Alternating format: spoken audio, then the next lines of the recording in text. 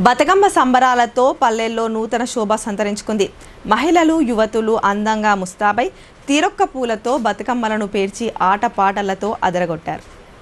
బోధన్ మండలం కల్దుర్కి గ్రామంలో బతుకమ్మ సంబరాలు ఘనంగా నిర్వహిస్తున్నారు.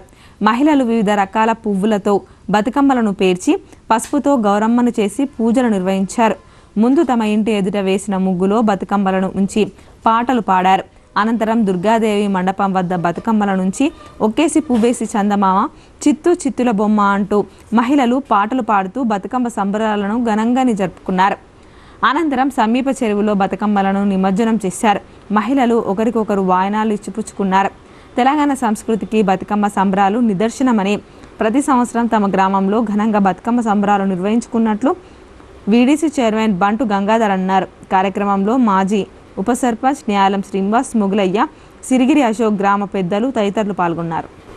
రెంజల్ మండలంలోని అన్ని గ్రామాల్లో గురువారం వర్షం కురవగా మహిళలు, చిన్నారులు వర్షాన్ని లెక్క చేయకుండా బతుకమ్మ సంబరాలు జరుపుకున్నారు. రంగురంగుల పూలతో బతుకమ్మలను అందంగా ముస్తాబు చేసి పసుపుతో గౌరమ్మను తయారు చేసి భక్తి శ్రద్ధలతో పూజలు చేశారు.